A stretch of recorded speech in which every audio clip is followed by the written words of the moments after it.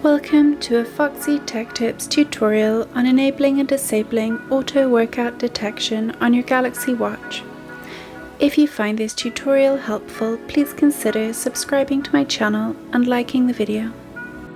Swipe up from the bottom of the watch screen to open the Apps menu. In the Apps menu, tap on the Settings cog. Scroll down the settings and tap Samsung Health.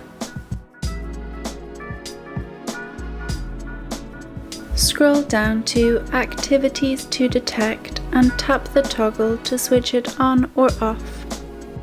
When Auto Detect Workouts is switched on, the toggle will be blue, and when it is off, it will be black. And that draws an end to this tutorial. Please like the video if you found it helpful and subscribe to Foxy Tech Tips for more Galaxy Watch tips and tricks.